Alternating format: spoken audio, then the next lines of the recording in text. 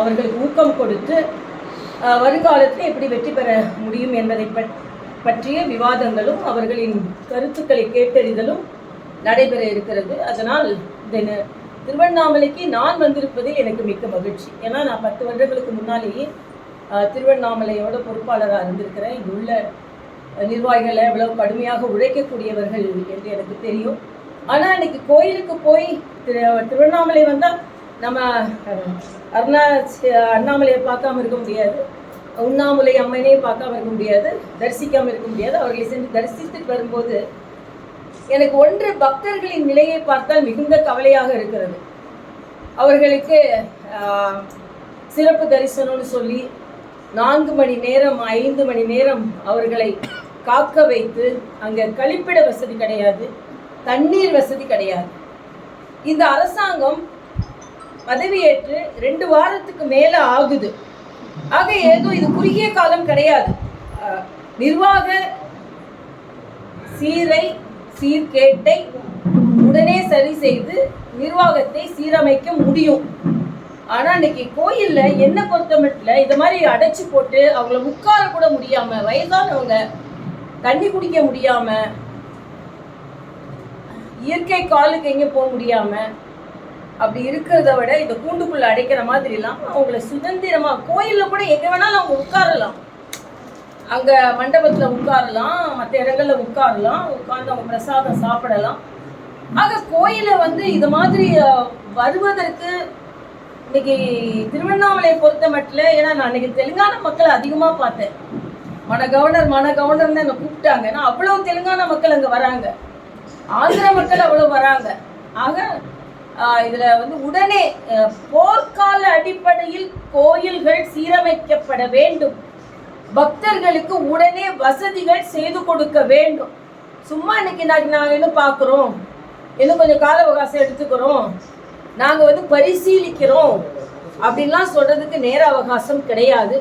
பக்தர்கள் வந்தா மகிழ்ச்சியாக பல மணி நேரம் காத்திராமல் போய் சாமி கும்பிட்டுட்டு வரணும். கோயில எங்க வேணாலும் அவங்க உட்காரலாம், ஒரு குடும்பத்தோட உட்காரலாம். அப்படி இல்லாம அவங்கள உட்கார முடியாம, தண்ணி குடிக்க முடியாம, கழிப்பறைக்கு போக முடியாம 4 மணி நேரம் காத்திருக்க வைப்பது சரியான நடவடிக்கை அல்ல. உடனே அரசாங்கம் எந்தெந்த வகையிலெல்லாம் பக்தர்களுக்கு உதவி செய்ய முடியுமோ அந்த உதவியை செய்ய வேண்டும். அறநிலையத்துறை அமைச்சர் ஒரு குழு அமைத்து அந்தந்த அறங்காவலர்களோடு எல்லா இடங்களுக்கும் கோயிலுக்கும் சுற்றுப்பயணம் செய்து, அது குறிப்பா அதிகமாக கூட்டம் வரும் கோயில்களுக்கு சுற்றுப்பயணம் செய்ய வேண்டும் என்பது எனது கோரிக்கை. இன்னொன்று, இன்னைக்கு நான் ஆதவ் அர்ஜுனாவுக்கு எனது கடுமையான கண்டனத்தை நான் தெரிவித்துக் கொள்கிறேன். ஒரு கட்சி இல்லை இன்னொரு கட்சியில சேரலாமா சேரக்கூடாதான்னு ஒரு கட்சி முடிவெடுக்க கூடாதுன்னு சொல்ற அவரே பாஜகவால கூட்டணி வைத்ததுனாலதான் சில கட்சிகள் தோற்று போகிறது என்ற ஒரு குற்றச்சாட்டை அவர் வைக்கிறார். நான் இதை வன்மையாக கண்டிக்கிறேன். மரியாதைக்குரிய பாரத பிரதமர் தலைமையில 21 மாநிலங்களில் ஆட்சி செய்கிறோம்.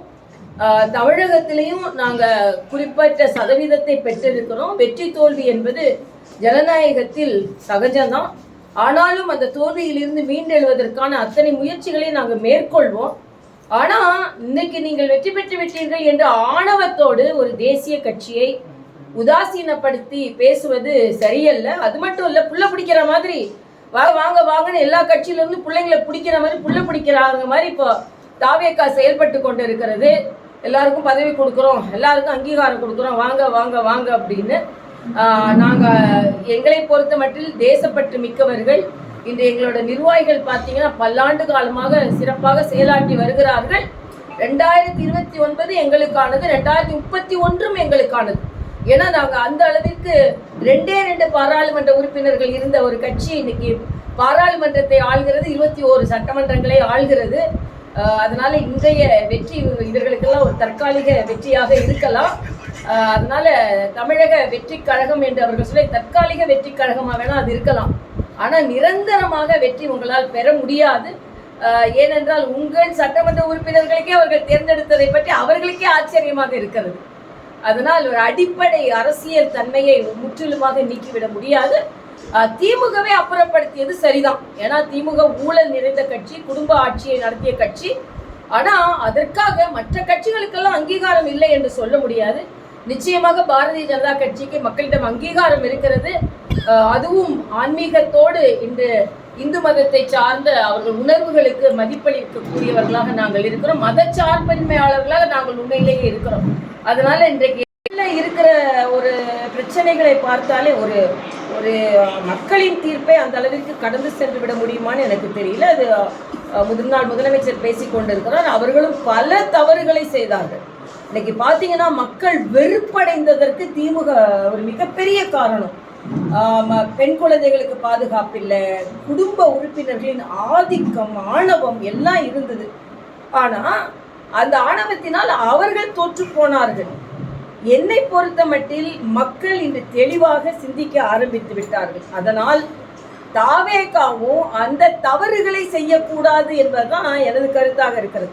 நீங்க பாத்தீங்கன்னா பெண் குழந்தைகள் பாதுகாப்பு இன்னைக்கு 15 நாட்கள்ல நேற்று டைம்ஸ் ஆஃப் இந்தியாவில் வந்து 20க்கு மேற்பட்ட பாலியல் பலாத்காரங்கள் நடைபெற்றிருக்கிறது. அதே மாதிரி கொலைகள் 25க்கு மேற்பட்ட கொலைகள் நடந்திருக்கிறது. ஆக இந்த 15 நாட்களில் உங்களால் நிர்வாகத்தை சீரமைக்க முடியாமல் கட்சியை திருப்பி கூப்பிட்டு சேர்த்துக்கிறதுலாம் அவங்களோட கவனம் எல்லாம் இருக்கிறதே தவிர நிர்வாகத்தை சீரமைக்க வேண்டும். என்ன அவங்க ஆட்சிக்கு வந்துட்டாங்கன்னு அவங்களால நம்ப முடியல. அதனால கட்சியில உள்ளவங்களெல்லாம் சேர்த்து ஏதோ இப்ப தேர்தலை சந்திக்க போகிறவர்கள் மாதிரி அவங்க பேசி கொண்டிருக்கிறார்கள். ஆட்சிக்கு வந்துட்டீங்க, மக்கள் உங்களுக்கு நம்பிக்கையை கொடுத்திருக்கிறார்கள். அதனால முதல்ல நம்பிக்கையை பெரும் அளவிற்கு ஆட்சி செய்யுங்கள் என்பதைத்தான் நாம ஒரு கோரிக்கையா வைக்க முடியும். அதுவும் தமிழக வெற்றி கழகத்தை பொறுத்த மட்டில் ஒரு தொலைநோக்கு பார்வை தமிழகத்தை பொறுத்த மட்டில் இருக்கிறதா என்று எனக்கு தெரியவில்லை. அதனால இதையெல்லாம் அவர்கள் ஒரு தொலைநோக்கு பார்வையோடு அணுக வேண்டும். ஏதோ ஆணவத்தோடு கட்சிகளோட சேர்றது, மற்ற கட்சிகளோட உங்களை சேர்க்கறது தான் இன்னைக்கு நம்மளோட கடமை என்று இல்லாமல் மக்களுக்கான பணிகளை ஆற்றுவதுதான் உங்கள் கடமை என்று. இன்னொன்று, இன்னைக்கு கூட நான் பார்த்தேன், தொழில்துறை அமைச்சர் ரீல்ஸ் மூலமா ஒரு கோரிக்கையை வைக்கிறார். இது எனக்கு ஒண்ணுமே புரியல. ஏன்னா எங்க போகுது தமிழ்நாடு?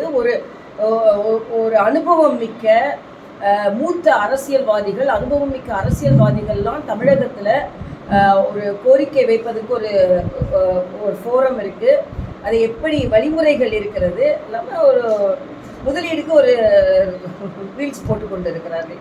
அதனால இதெல்லாம் முதலமைச்சர் விஜய் உடனே சரி செய்ய வேண்டும் என்பது எனது கருத்து.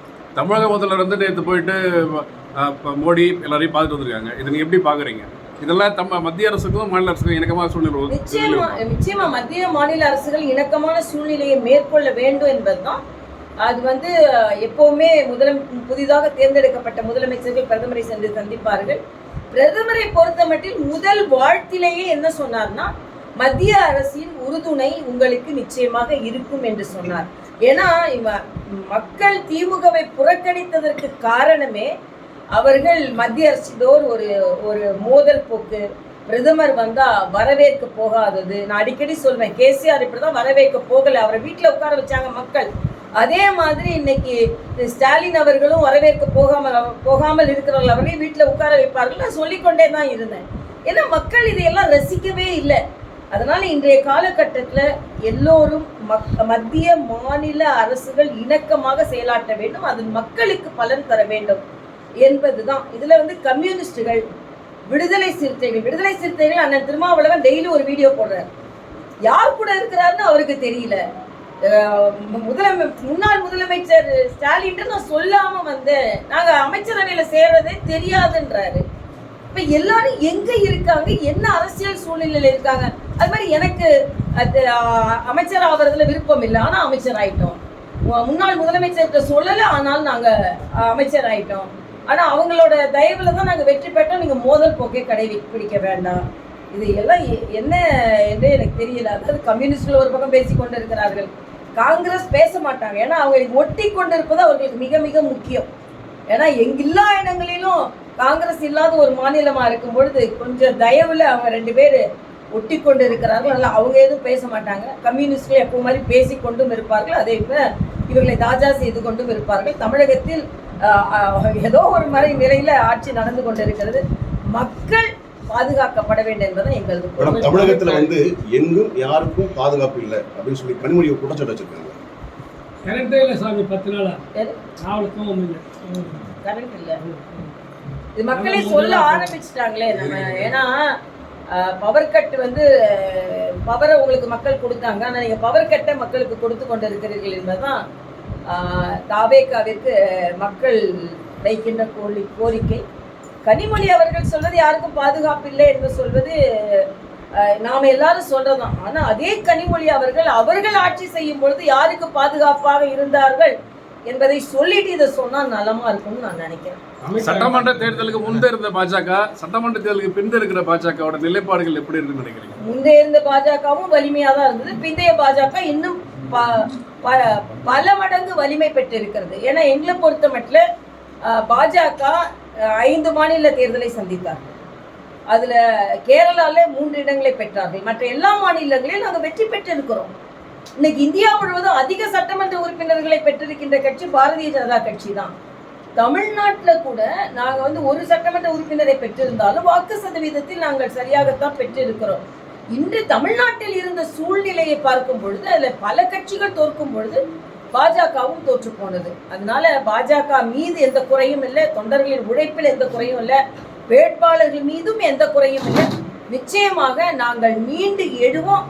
பாரதிய ஜனதா கட்சி தோல்வியிலிருந்து மீண்டு எழுந்த கட்சி தான். இப்போ சில கட்சிகள் மாதிரி நாங்கள் வந்து தோல்வி அடைஞ்ச உடனே அங்கே போகலாம் இங்கே போகலான்னு போகிறவர்கள் எங்கள் தொண்டர்கள் கிடையாது என்பது எனது கருத்து. அதிமுகவில் இருந்து பார்த்தீங்கன்னா முக்கிய பொறுப்புகள் எல்லாருமே பார்த்தீங்கன்னா அதிமுக வந்து போய் தாவகையில் சேர்த்துட்டு இருக்காங்க. இதை நீங்கள் எப்படி பார்க்குறீங்க? இல்லை, அது வந்து அதிமுகவிலிருந்து தாவைக்காக்கு போகிறது மட்டும் இல்லை, எங்களோட தொகுதி மக்களுக்காக நாங்கள் போகிறோம் அப்படின்னு சொல்கிறாங்க. அவர்களுக்கு பதவி ஆசைக்காக போய்விட்டு அதற்கு தொகுதி மக்கள் மீது குறை சொல்கிறார்கள். எல்லாத்துக்கும் மேலே பாஜக மேலே குறை சொல்கிறாங்க. அதாவது கவர்னர் ஆட்சி கொண்டு வர பார்த்தாங்க, அதனால நாங்கள்லாம் மக்கள் ஜனநாயகத்தை காப்பாற்றுறாங்களாம். இவர்களெல்லாம் அப்பட்டமான பதவி ஆசையை கொண்டு அவர்கள் தாவேகாவிற்கு தாவுகிறார்கள் என்பதுதான். அதனாலதான் தாவேகாவோட பொதுச் செயலாளர் சொல்றாரு, எல்லாரும் வாங்க, பதவி இல்லாம இருக்காது, பதவி எல்லாத்துக்கும் கொடுப்போம், பொறுப்பு எல்லாத்துக்கும் கொடுப்போம் அப்படின்னு சொல்லி நான் தான் சொன்னேன். அதுக்குள்ள பிடிக்கிறவங்க மாதிரி இவங்க வந்து மற்ற கட்சியில் உள்ளவர்களை பிடித்து கொண்டு இருக்கிறார்கள் என்பதுதான் உண்மையான. தமிழக அமைச்சர் புதிதாக பதவியேற்றுள்ள தமிழக அமைச்சர்கள் தகுதி வாய்ந்தவர்களாக கருதுகிறீர்கள்? தகுதியை பற்றி நம்ம சொல்றதுக்கு நமக்கு தகுதி இல்லை, ஆனா அவர்களுக்கெல்லாம் அனுபவம் இருக்கிறதா என்றால் இல்லை. ஒரு அமைச்சர்கிட்ட கேட்குறாங்க, நீங்க வந்து அவர் வந்து சுற்றுச்சூழல் அமைச்சர் நினைச்சிட்டு அவர் பேச ஆரம்பிக்கிறாரு. ஐயோ இல்லை உங்க துறை வேற. ஓ அப்படியா, அப்பனா வேற. இன்னொரு அமைச்சர்கிட்ட சொல்லும்போது அவர் பக்கத்துல ஒருத்தர் சொல்லி கொடுக்குறாரு, அதை சொல்றது நீங்க எழுதிக்கோங்க அப்படின்றாங்க. ஒரு அமைச்சர் ஒரு பெண்ணுக்கு நேர்ந்த கொடுமையை பேசும்போது கூட சிரிச்சுக்கிட்டே பேசுறாங்க. அவங்க ரீல்ஸும் இன்னைக்கு போடுறாங்க.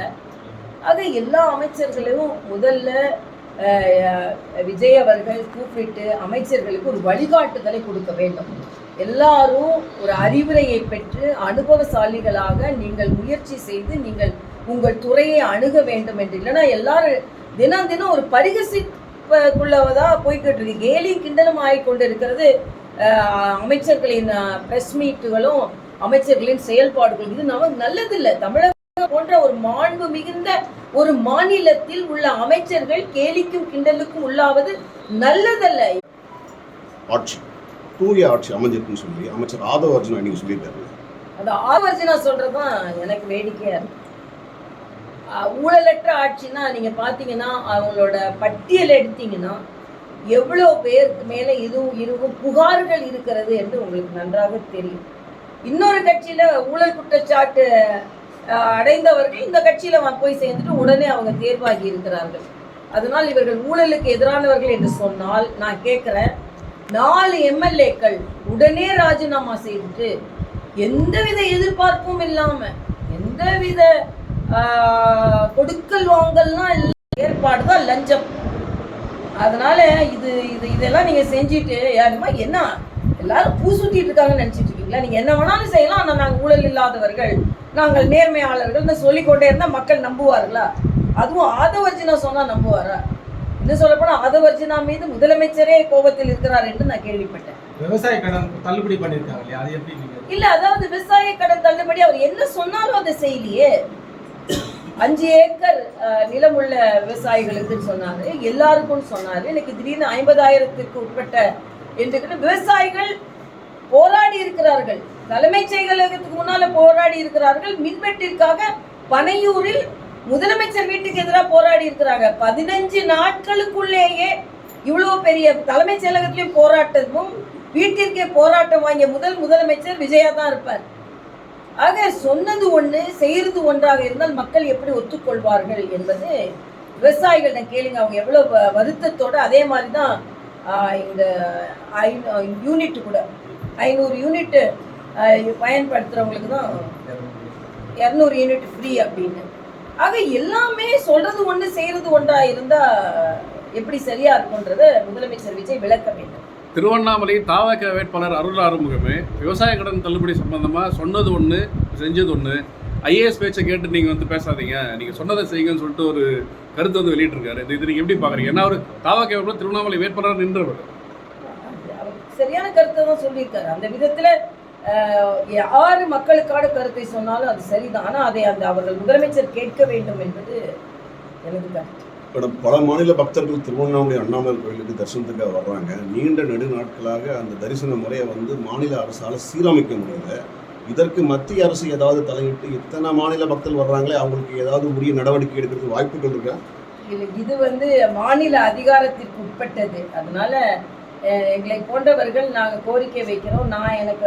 நான் ஒரு கடிதமாகவே கொடுக்கலான் இருக்கேன். ஏன்னா நான் போகின்ற எல்லா நான் கோயிலுக்கு அதிகமாக போகக்கூடியவள். போகிற இடங்களெல்லாம் மக்கள் ரொம்ப சிரமத்திற்குள்ளாகிறார்கள். அதனால தான் எவ்வளவு விரைவாக நீங்கள் நடவடிக்கை எடுக்க முடியுமோ நடவடிக்கை எடுக்க ஆலோசனைகள் சொல்லலாம். மின்வெட்டுக்கு காரணம் திமுக தான் சொல்லி மின்சாரத்துறை அமைச்சர் சொல்லியிருக்காங்க. அது திமுக தானே காரணம்? இல்லை, மின்சாரத்துறை அமைச்சருக்கு மின்வெட்டுக்கு மின்சாரம் தான் காரணம்னு தெரியுமா அவருக்கு? இல்லைன்னா இல்லை, மின்சாரமே அது காரணம் இல்லை, திமுக காரணம். அதாவது இதுதான் அவங்க அமைச்சர்களோட நிலைப்பாடாக இருக்குது. எல்லாத்துக்கும் திமுக காரணம்னா 15 நாளில் நீங்கள் ஏன் சரி செய்யலைன்னு நம்ம கேட்க வேண்டியிருக்கு. 15 நாள் என்பது ரொம்ப நீண்ட நாள் இல்லை. 15 நாள் நானும் அட்மினிஸ்ட்ரேஷனில் இருந்திருக்கேன். 24 மணி நேரத்தில் எல்லாத்தையும் சரி செய்ய முடியும் மனது இருந்தால். மனதில்லை. இவங்களுக்கு எல்லாம் யாரை வாங்கலாம், யாரை சேர்க்கலாம், இந்த 10 பேருக்கு பதிலாக நம்மளுக்கு பெரும்பான்மை எங்கே கூட்டலாம், இதுலேயே மனசு இருக்கே தவிர மின்சாரத்தின் மீது மனசு இல்லை, மக்களின் பாதுகாப்பு மீது மனசு இல்லை, பெண் குழந்தைகள் பாதுகாப்பு மீது மனசு இல்லை. எல்லா மனசும் யாரை வாங்கலாம், யாரை சேர்க்கலாம், யாரை தாவைக்கால சேர்க்கலாம், இப்படியே இருக்கு. நீங்க ஆட்சிக்கு வந்து விட்டீர்கள் என்பது அதை புரிந்து கொள்ளுங்கள். மக்கள் இன்னைக்கு ஒரு பொண்ணு போய் பேசுது, அங்கிள் அங்கிள் நாங்கள் ஓட்டு போட்டோம், தண்ணி இல்லை அங்கிள், தண்ணி கொடுங்க அங்கிள் அப்படின்னு ஒரு குழந்தை கேட்குது. அப்போ இப்படி அங்கிள் அங்கிள்கள் போட்டு அவரோட சின்ன பிள்ளைங்களுக்கெல்லாம் சேர்ந்து அது ஒரு தவறான காரியம். சின்ன பிள்ளைங்களை இன்ஃப்ளூயன்ஸ் பண்ணி ஓட்டு வாங்க. இப்போ அந்த பிள்ளைங்களே கேட்க ஆரம்பிச்சிட்டாங்க, கரண்ட் இல்லை கொடுங்க அப்படின்னு கேட்க ஆரம்பிச்சிட்டாங்க. அதுக்கு என்ன பதில் சொல்ல போகிறார் என்பதை நாம் பார்ப்போம். அதுக்கும் ரீல்ஸில் தான் பதில் சொல்ல போகிறாங்களான்னு எனக்கு தெரியல. ரியலாக பதில் சொல்லுங்கள், ரீல்ஸில் பதில் சொல்லாதீங்க. உடனே அதுக்கு ஒரு பாட்டு போட்டு டான்ஸ் ஆடி பதில் சொல்லிட்டீங்கன்னா அதுக்கப்புறம் தமிழ்நாட்டை யாருமே காப்பாற்ற முடியாது.